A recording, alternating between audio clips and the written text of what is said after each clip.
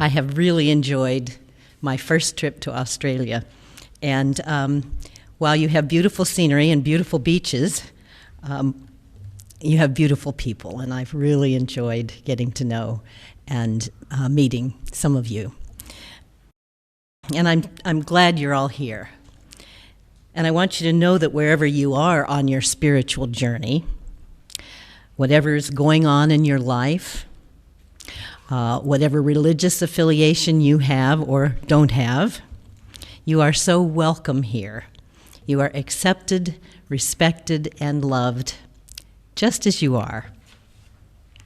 I also want to say to anyone who considers themselves spiritual but not religious, I'm so glad you're here too. And not to worry, I don't have any religious designs on you. The ideas we're going to be talking about are spiritual ideas. They're universally applicable. And you don't have to become a church member to be blessed by these ideas and examples of the healing power of divine love. Well, I know pretty much everyone looks at their smartphone on a regular basis, checking for email, logging onto Facebook, maybe Twitter.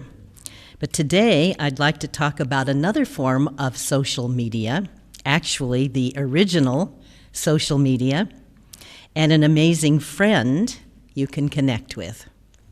This friend is divine love, another name for God.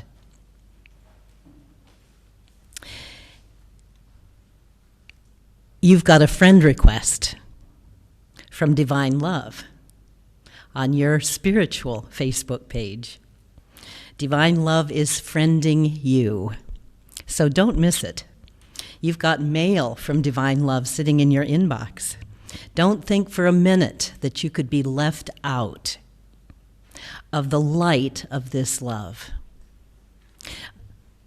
Like sunshine pouring through the window when you lift the shade, instantly removing the darkness from the room, you can open the window of your heart today to receive this light of love. Well, I like to think there was the equivalent of Facebook in the Bible times. The Bible tells us that God spoke face to face with the great leader Moses, the way a man or woman speaks to a friend. And look at the experience of one of the patriarchs from the Bible, Jacob, who was struggling with the fear of reprisal after he cheated his brother. Jacob wrestled all night with his fear until he was tweeted by an angel message from God. And Jacob responded, "I have seen God face to face, and my life is preserved." Jacob now had a life-preserving understanding of his true nature as a friend of God.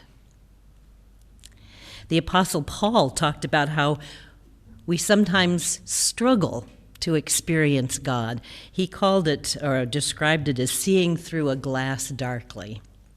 But the promise is that even though that may be how you're feeling at the moment, you can experience the light of God clearly. God is your ever faithful, ever loving, divine friend. This friend not only loves you, but is love itself. God is love, as it says in the Bible, and this divine love is present today to bring healing and comfort.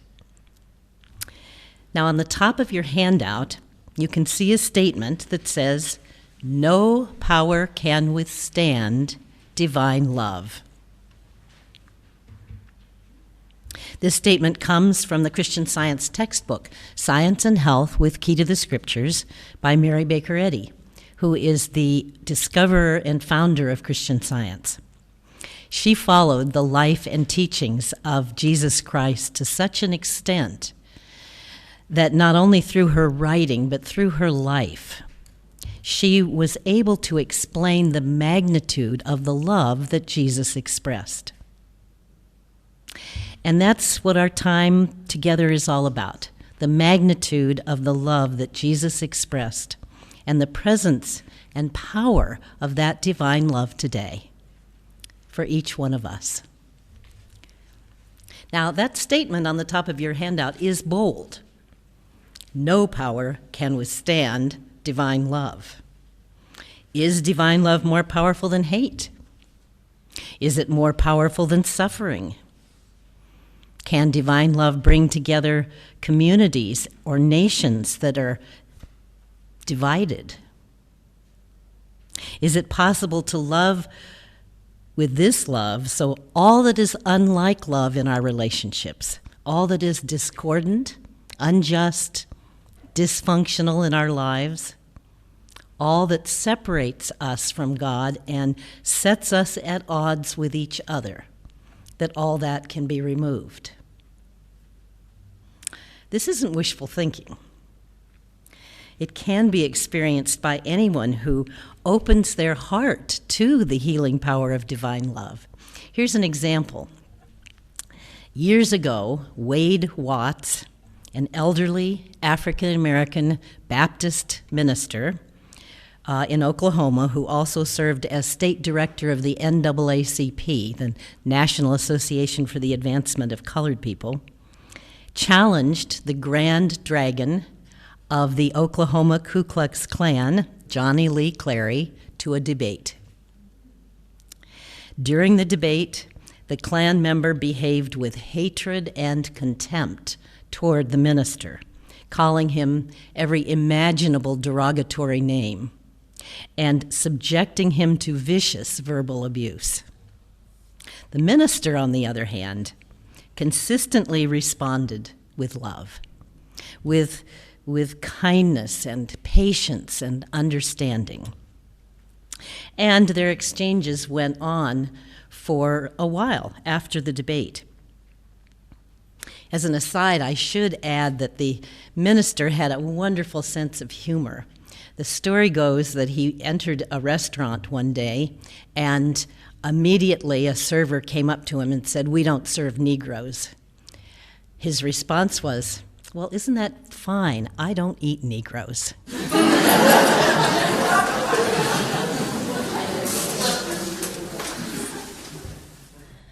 Well, sometime after that, the minister passed on, and his small church was packed with 600 people for the funeral. And the one who gave the eulogy was none other than Johnny Lee Clary. He told how the minister's behavior, the minister's love, had changed his life. He said, "When I hated him, he loved me right back. When I slandered and abused him, he was compassionate, patient, and understanding." As a result, Johnny Lee Clary made a complete break with the Klan. His life was totally transformed. Now, that's the potential of approaching all the relationships, the conflicts, the stresses and dysfunctions of our lives with love. Who wouldn't like to express and experience that kind of love on a regular basis? But you may be thinking, I'm not sure I feel capable of that kind of love. How could I come up with that kind of transforming love with all that I've had to deal with in life? Well, the good news is you don't have to come up with it on your own. That minister's love wasn't merely human love. That was divine love that he was expressing, and it was an expression of God. Now, if you're uncomfortable with the concept of God, or uncertain that there is such a thing as a superior man-like being called God up in the heavens somewhere, I get it. I don't see God that way either. I see divine love as God, divine love itself. And what Christian Science has taught me about divine love and what I've experienced of this love in my life has convinced me that this love is the only legitimate power. There is no other power that can withstand the power of this divine love that is God. So when I use the term God, you can substitute the word love, divine love. That minister's love had all the power of divine love behind it, and really that's the answer to our questions about how powerful can love be. If it's divine love, if it's God, it has unlimited power to heal our relationships and our communities. It has unlimited power to transform individual lives and characters. That's what Christian Science teaches, and it's grounded in the Bible. There's an inspiring model in the Bible of a small community moved by divine love. It's found in Mark chapter 2. It tells about a man who is paralyzed, can't walk, can't take care of himself. He has friends who clearly love him, and these friends are people of faith. They've heard about a preacher and healer in the vicinity, so they carry their friend on a stretcher to this healer, Jesus Christ. But when they get to the house where he's preaching, they can't even get near the door because there's such a crowd of people. But they don't give up. They don't believe that anyone has to be left out of Christ's love. I'm sure they were praying, and an idea comes. They go up on the flat roof. They pull away a section of it and lower the man into the house right at Jesus' feet. And the Bible says, seeing their faith, Jesus turned to the paralyzed man and said, "Stand up, pick up your mat, and go home." And the man jumped up, grabbed his mat, and walked out through the stunned onlookers. Now, did you notice that it wasn't that Jesus saw the paralyzed man's faith, but the faith of the friends? The faith and love of those friends expressing divine love that brought this man to Christ, to the place of empowerment and healing. Now, is this healing simply something that happened 2,000 years ago and limited to only those who lived in the time of Jesus? No. This divine healing influence is present today in every human consciousness. Mary Baker Eddy writes in Science and Health, "Now, as then, these mighty works are not supernatural, but supremely natural. They are the sign of Emmanuel, or God with us, a divine influence ever present in human consciousness and repeating itself." It's a good thing. We don't always get it the first time or second or third. So this Bible story of the friends bringing the man on a stretcher to Christ is, I think, a model for how we can work together to accomplish good. It shows how important even a small community of love is and the blessings it can bring. And actually, in light of what I've learned about church as pure love, in my study of Christian Science, this account symbolizes what church is all about. Wherever there is the kind of unselfed love those friends expressed, there is divine love at work. Love breaking down all barriers, all limitations. No one is outside love. Nothing can withstand the power of divine love. Christian Science teaches that any obstruction or limitation is powerless when we feel the mental emancipation that divine love brings. And in fact, the words mental emancipation are the marginal heading where this statement about no power can withstand divine love is found. And I'm going to read you just part of the paragraph. The power of God brings deliverance to the captive. No power can withstand divine love. What is this supposed power which opposes itself to God? What is it that binds man with iron shackles to sin, sickness, and death? Whatever enslaves man is opposed to the divine government. Truth makes man free. And we're speaking there of the generic concept of man and woman. Well, another great example of a love-transformed life and the mental emancipation that results is the story in the Bible of John, who was a disciple of Jesus Christ. Jesus nicknamed John and his brother James the sons of thunder or anger because of their fiery dispositions. Once, this is found in Luke chapter 9, once when Jesus and his disciples were traveling and needed a place to stay for the night, the people in a nearby village refused to help them out. John asked Jesus, "Lord, do you want us to call a bolt of lightning down out of heaven and incinerate them?" But Jesus rebuked John and said, "You don't realize what your hearts are like. For the Son of Man has not come to destroy people's lives, but to save them." And they went on to another village. Well, this same John, this son of thunder, so ready to destroy a whole village of people because he didn't like their attitude, was so transformed in his character by the love that Jesus expressed that he came to be called the beloved disciple. Talk about mental emancipation. The gospel and letters written in his name include insights about love that are invaluable to us, like this one from 1 John chapter 4.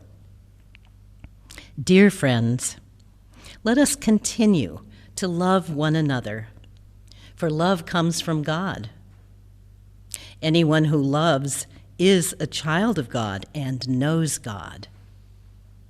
But anyone who does not love does not know God, for God is love. This is real love, not that we loved God, but that he loved us and sent his Son to us. So, can we learn anything from John's experience to help us deal with the hatred and fear in our own communities and in the world today? To help us deal with the ongoing feuds, the intractable disputes, like in the Middle East, or maybe in our own families, with the feelings of isolation, separation, suffering in our relationships, and even in our bodies. John's ability to love, like ours, comes from God, divine love. And that's what makes it powerful. It's not a namby-pamby, weak, or ineffective method of dealing with the world, as some people might suggest. It's not ineffective in dealing with our health issues. It's powerful because it has the backbone of principle, which in Christian Science is another name for God. Principle establishes order, discipline, integrity, strength in our lives. So God is love and principle. Therefore, love is disciplined, full of integrity, not weak or ineffective, but strong and purposeful. And we can draw on the divine principle love for all the loving and forgiving and healing that we need to be doing right now, on a small scale and a large, in both the direct personal relationships that we have with neighbors, relatives, friends, and equally importantly, in the indirect relationships with those we don't know personally, like the backers of the suicide bombers, like the person who is hacking into computer systems, or the person who's breaking into cars in the neighborhood. We all have a lot of relationships, And many of them seem to be the battlefields where the weapons of mistrust, indifference, manipulation, dishonesty, resentment are used. Really seems to me that the turmoil that we're seeing and experiencing in our society in general and in our relationships individually signifies essentially a spiritual crisis. And a spiritual crisis can't be solved with a human solution. It has to have a spiritual solution. It needs effective, powerful, loving prayer. It needs the kind of prayer that is discussed in the chapter on prayer in the Christian Science textbook. Mary Baker Eddy's prayers were powerful expressions of divine love that brought healing of every kind to individuals. Her steadfast commitment to witnessing and proving the allness and the power of divine love, as she followed the example of Jesus Christ, enabled her to leave behind a legacy of healing. And that was not just in her own life. Her example in her textbook set in motion a still growing record of healing among the students of Christian Science, showing that the understanding of divine love and the healing power of prayer does conquer all that is unlike love. But before we look at some more examples of this power of love, we need to talk about oysters. What do oysters do when a bit of grit gets inside their shell and starts rubbing them raw?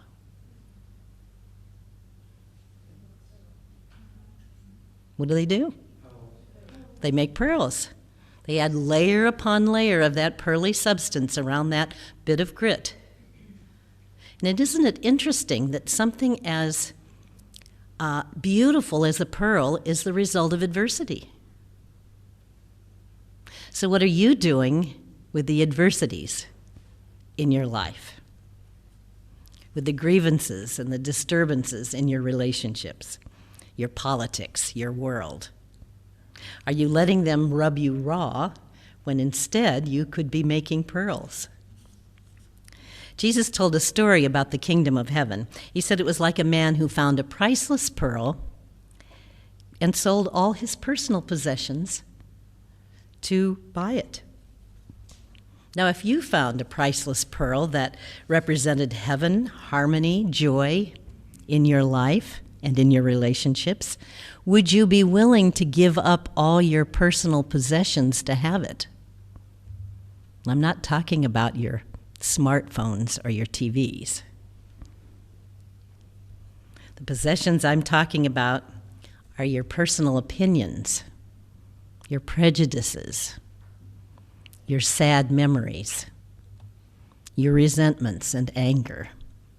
Would you be willing to give these up in order to possess that pearl of peace and love in your life?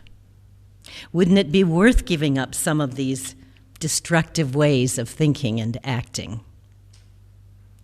So here's the crucial question. When someone rubs you the wrong way, your boss, a politician, a relative, when this person disturbs you, angers you, verbally or emotionally abuses you, are you willing to be the one to start adding layers of spiritual understanding, forgiveness, prayer, unselfed love until you have a pearl?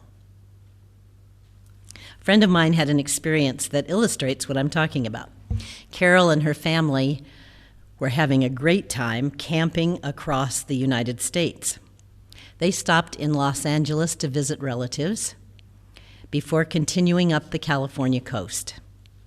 They had packed up their car, which was sitting in the driveway with all of their stuff, the night before they were to leave so that they could get an early start. But when they came out the next morning, they found the car had been broken into and absolutely everything had been taken. Camping equipment, clothing, all the valuables, car stereo, and so forth. Well, here's an unwelcome, uncomfortable relationship, that of victim to criminal. What would you do about an unwelcome relationship like that? might be a little frustrated or angry or upset. That might happen. Those might be normal reactions, but they wouldn't make any pearls. Carol's relatives summoned the police. After the officers called in the report of the theft, listing all the items, they expressed their regret, but said that there was no way these stolen items would ever be recovered, and they cited statistics about Los Angeles that were quite convincing. Well, at this point, feelings of hopelessness and victimization were definitely rubbing my friend the wrong way. She left the living room and found a quiet place to do some pearl making. She started her pearl with a layer of gratitude to God for all the good that had gone on during this trip up to this point. Then she added a layer of appreciation for all that God, for all of God's love, God's unchangeable love for her and for her family. And then she affirmed that God loved everyone, including those who had broken into her car, not the behavior, but the individuals. God loved all.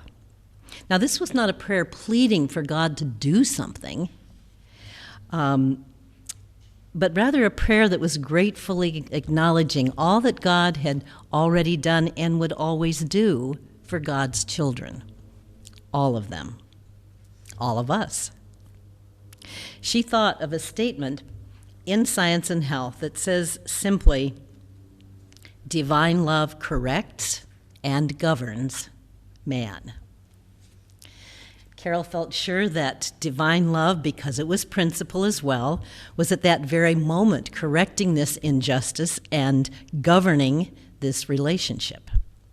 As she prayed, she gained a strong conviction that regardless of the helplessness of human law to correct and govern at that moment, God's law was already in operation. Well, all these layers of enlightened, heartfelt prayer made quite a pearl, one that Carol still cherishes. Here's what happened. She returned to the living room. As the police were getting ready to leave, they received a call informing them that two separate cars in two completely different parts of Los Angeles had each been stopped on a traffic violation. And all of her items divided between the cars were discovered in them. They were returned to her within the hour, absolutely everything. Now, no other law but the law of divine love could have orchestrated that solution. Where did my friend learn to pray in a way that could have such an effective outcome?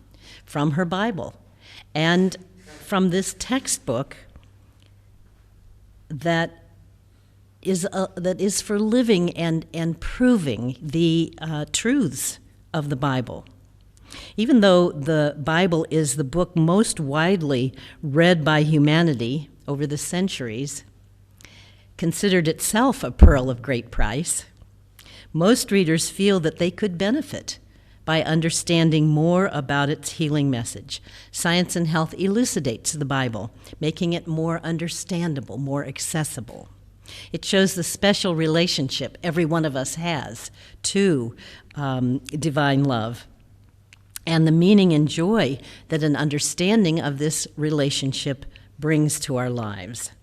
And beyond that, it explains how this divine love heals. The overflowing love that fills our hearts can restore hurting minds and bodies.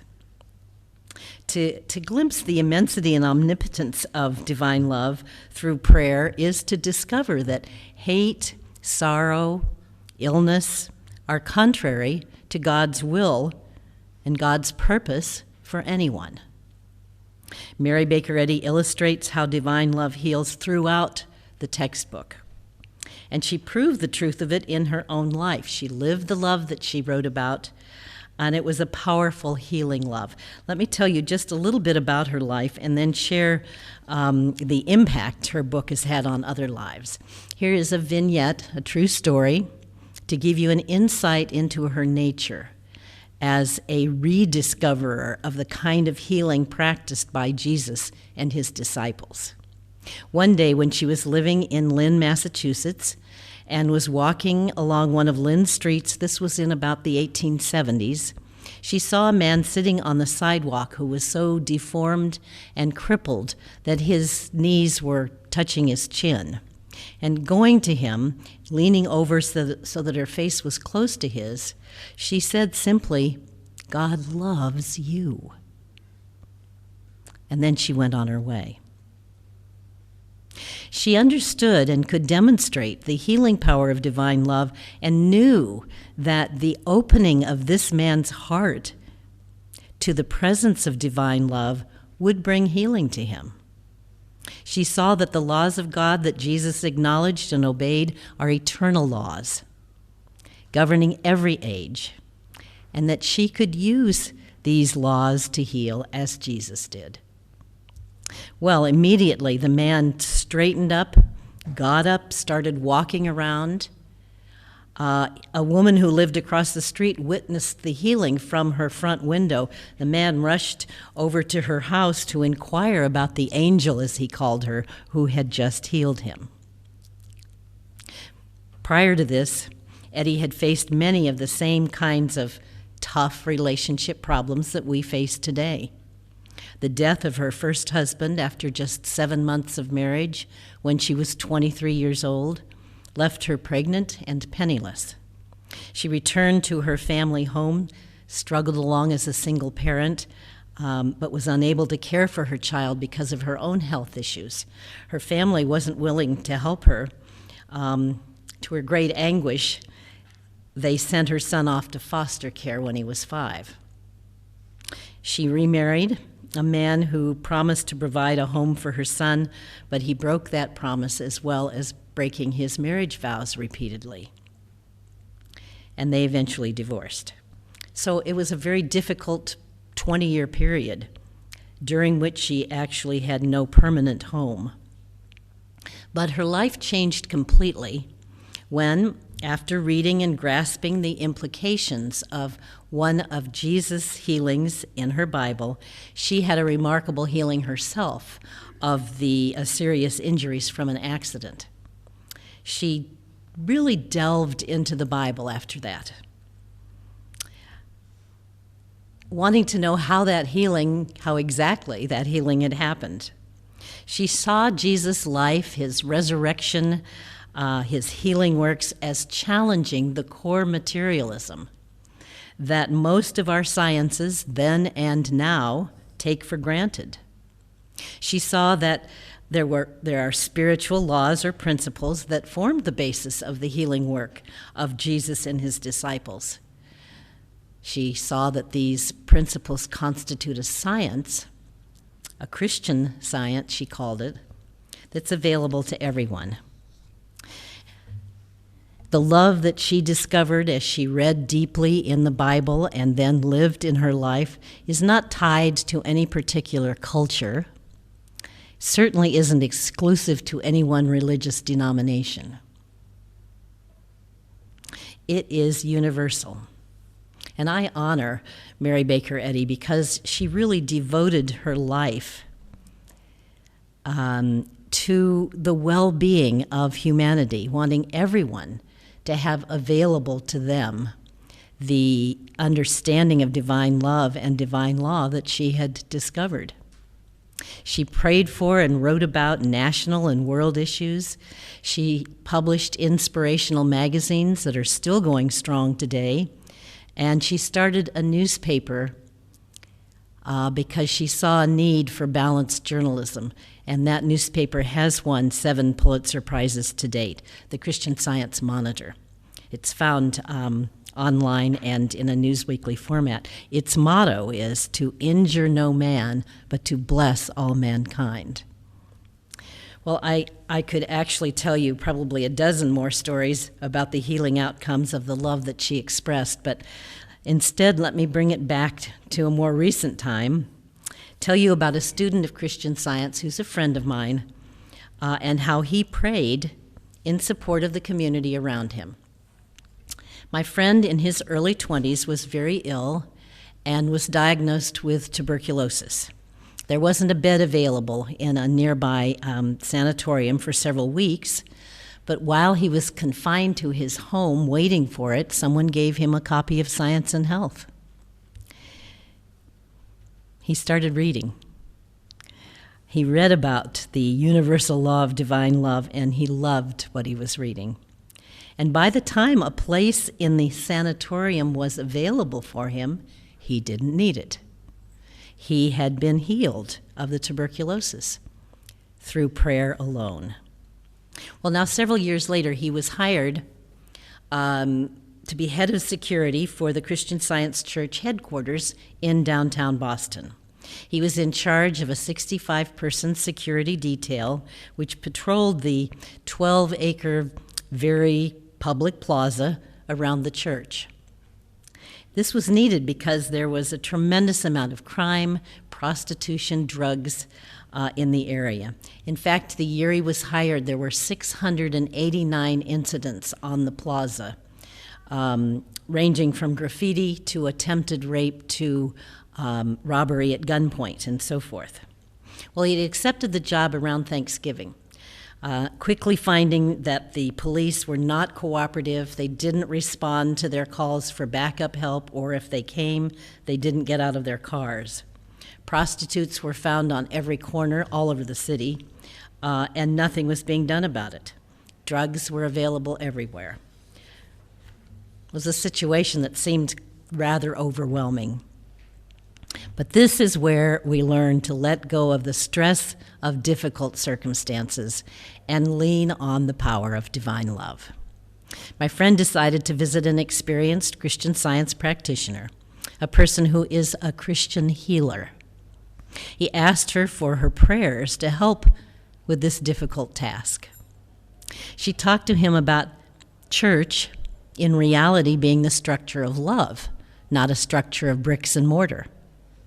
She told him that the community conditions he was so concerned about could not have any influence over the structure of love, but that the love that constituted the church's real substance had power to influence the conditions in the community.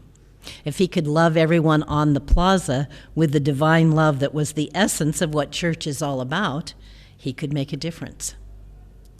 And the Christian Science practitioner told my friend that he needed to pray to have his eyes opened so he could see the influence of the real church, the one that rests on divine principle on the community. And that this was a power that would reach out and transform the community. For my friend, it was really a whole new way of seeing things. It was spiritual seeing, as opposed to accepting only what the physical senses presented as reality.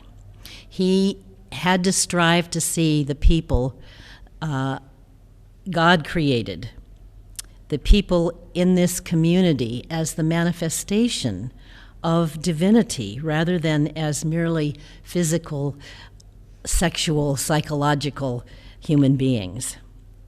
He talked with his security staff, asking them to pray the same way when they were out on patrol. He also asked them to pray with the passage that we've been talking about, no power can withstand divine love. They were striving to love each person on that plaza with the love whose source is God. And these ideas are very much in keeping with something the American civil rights leader Martin Luther King Jr. said. He said, "Unarmed truth and unconditional love will have the final word in reality." And I might add that these security people were unarmed, except with the weapons of prayer and love. This prayer started around Thanksgiving, and by Christmas, there was not a prostitute to be seen. In fact, the Boston Globe ran the headline, "Where are all the prostitutes?"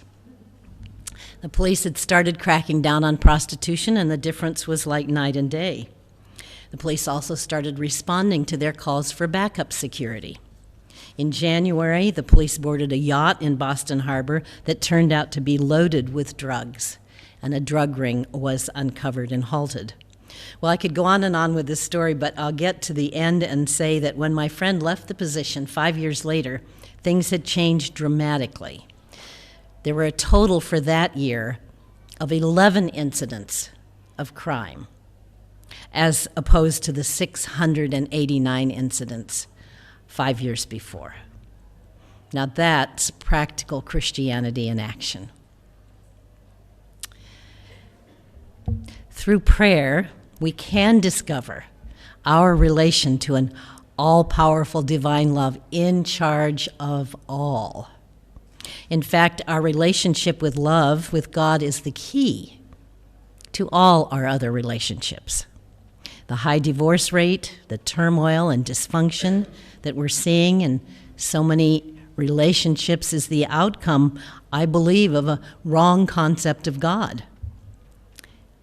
I found the concept of God given by Mary Baker Eddy in Science and Health to be more in line with what Jesus taught. You know, God is not some aloof being far away from us, sending or permitting evil. Jesus called God Abba, which is translated Daddy. The Bible in the book of Isaiah speaks of God as Mother, as one whom his mother comforts, so will I comfort you. Think of the intimacy, the powerful, caring love in that relationship, and that's available to each one of us. Love is not disconnected from our daily living, intervening on our behalf only occasionally, if at all. Rather, love is our Father-Mother, an ever-present, ever-active source of all good. Love is omnipotent divine principle, establishing law, justice, harmony in the place of violence and fear. Love is spirit and fills all space, including inner space, your consciousness. Mary Baker Eddy states in Science and Health, it is our ignorance of God, the divine principle, which produces apparent discord, and the right understanding of God restores harmony. I'll paraphrase. It is our ignorance of love, the divine principle, which produces apparent discord, and the right understanding of love restores harmony. Love's nature is peace itself. Love's seamless, never-ending presence, so completely good, couldn't create aggression or pain or injury. That's why these evils are doomed to self-destruct in the presence of divine love. Christian Science has taught me that every divinely impelled, loving thought and action, everything that I do with love, is a powerful force deleting whatever is unlike love.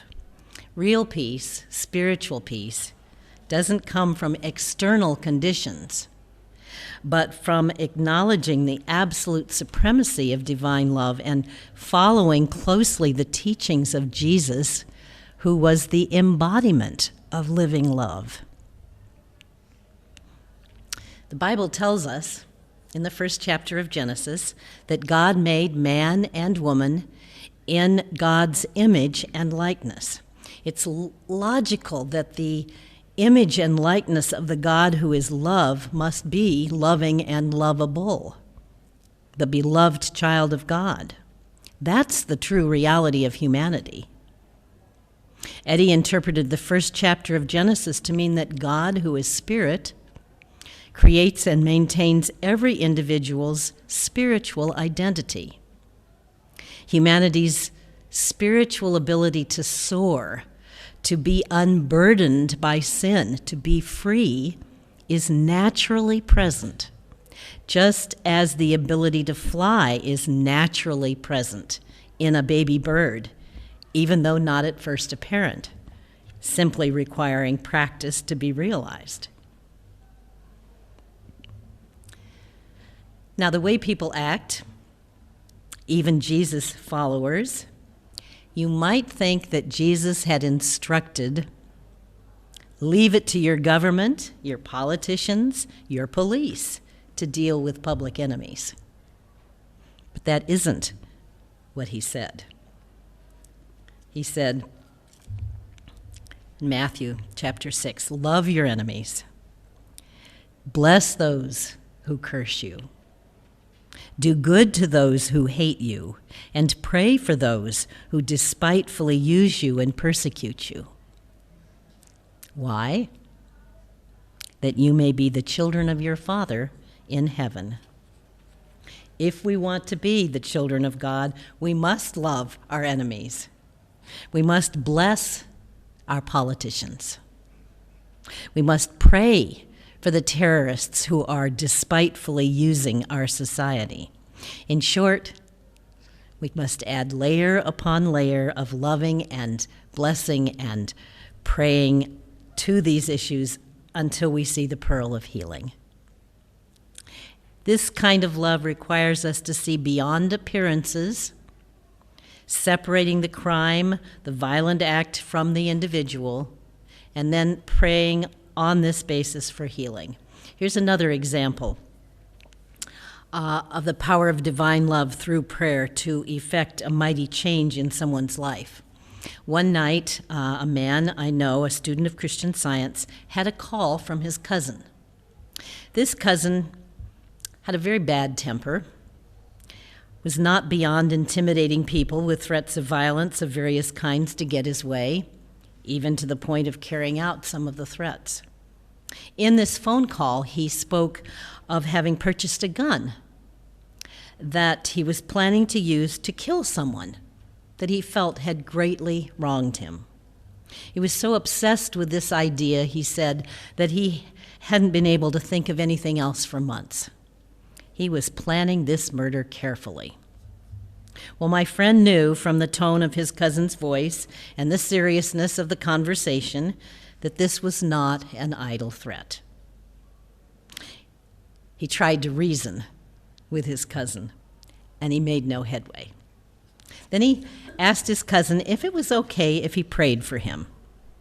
His cousin agreed, but indicated he didn't think it would do a darn bit of good. Well, my friend stayed up for a long time that night praying. The appearance that hate was in control brought to his thought a passage from Science and Health where Eddie writes, "Human hate has no legitimate mandate and no kingdom. Love is enthroned."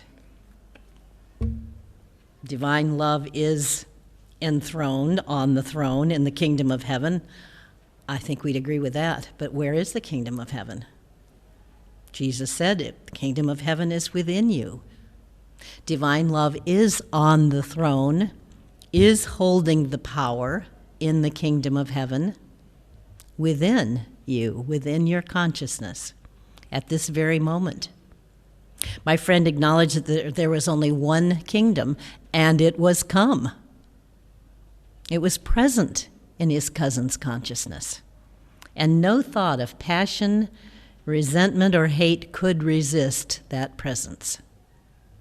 In his prayer, he embraced his cousin as a child of God, a representative of love, not hate.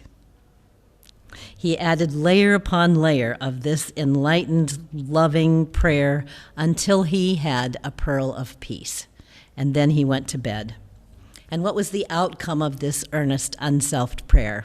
The very next day, when he talked to his cousin told him that when he had awakened that morning, the obsession was gone.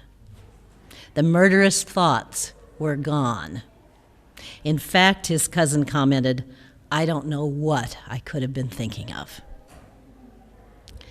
My friend's prayers had so disassociated the hatred and resentment from his cousin's experience, the cousin couldn't imagine how he had ever been caught up in that kind of thinking.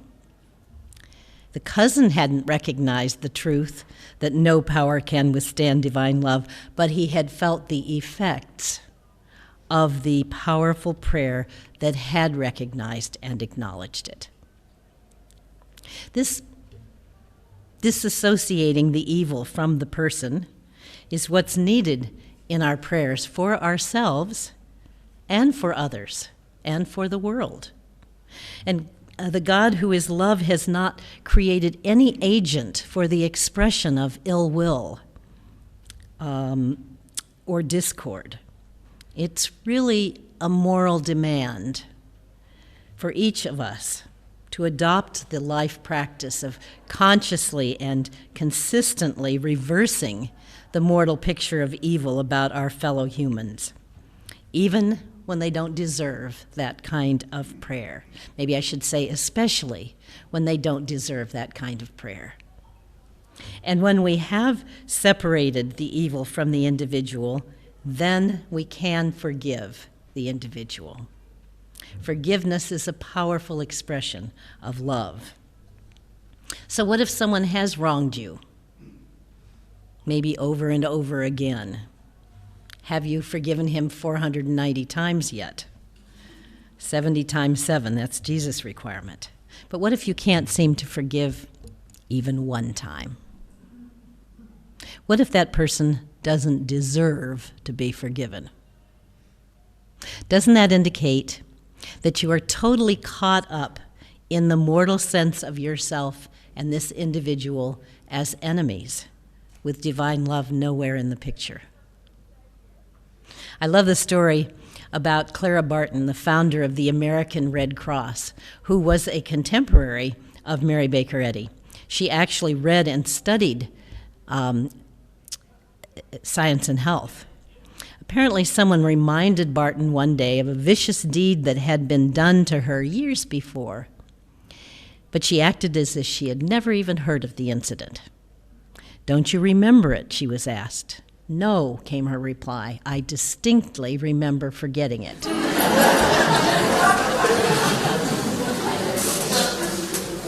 If you feel you can't personally muster up enough love to forgive, remember that you don't have to come up with your own love.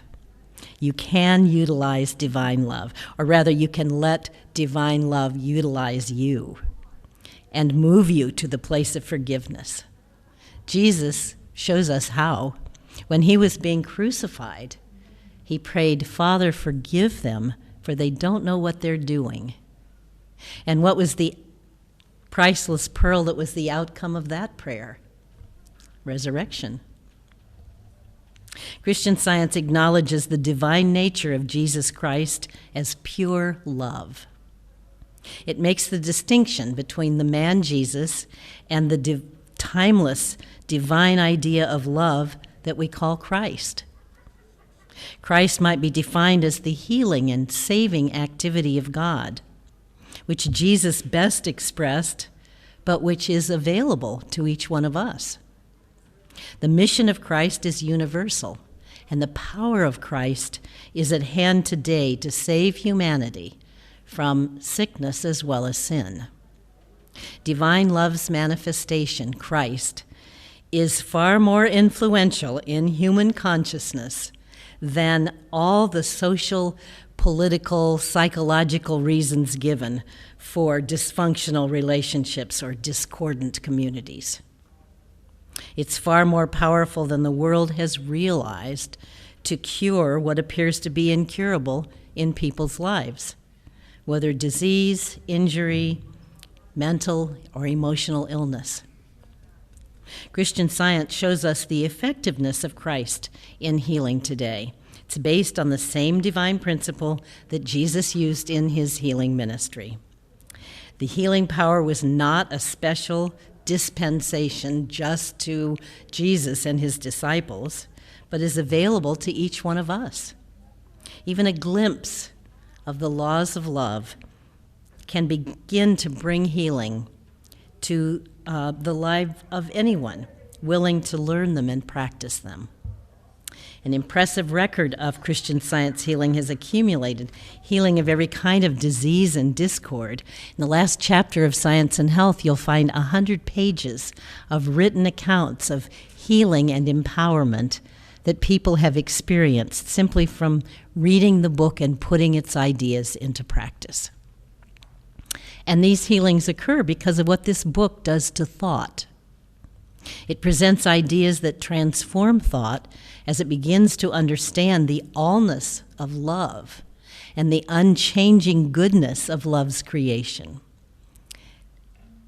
When the fact of your true spiritual nature is established in your thought, the misrepresentation of yourself as an ailment-prone or angry or perhaps depressed mortal disappears. And this can be demonstrated in every kind of health challenge you face. Here's what happened to another friend of mine when she first encountered Christian Science. Kathy had been suffering greatly.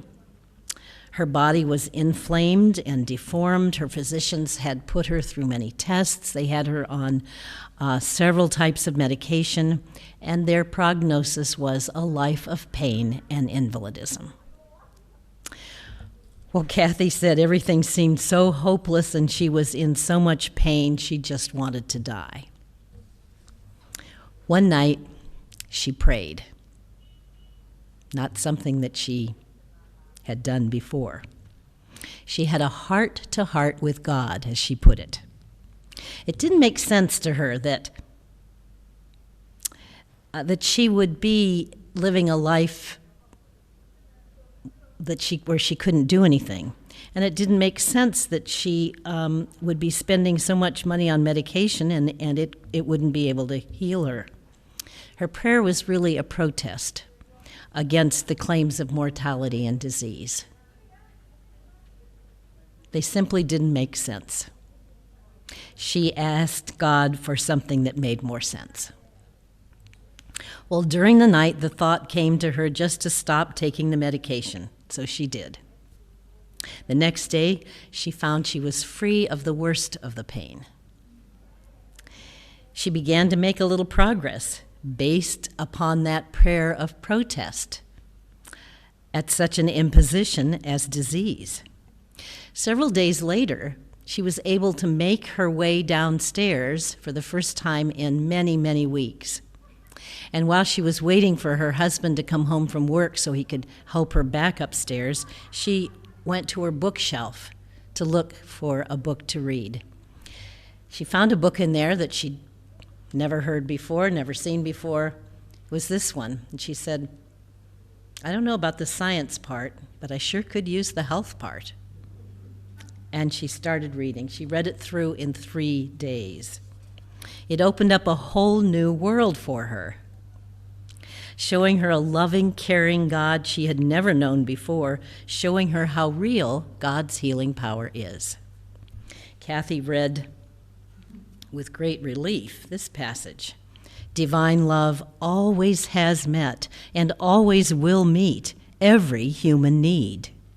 It is not well to imagine that Jesus demonstrated the divine power to heal only for a select number or for a limited period of time, since to all mankind and in every hour, including this hour, divine love supplies all good. For Kathy, the understanding of the true nature of God and herself that she gained brought practical transformation right there to her human experience.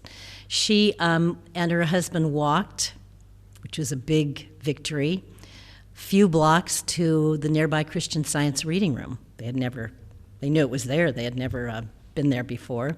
They purchased a copy of a Bible she didn't own, talked to the person there, asked questions.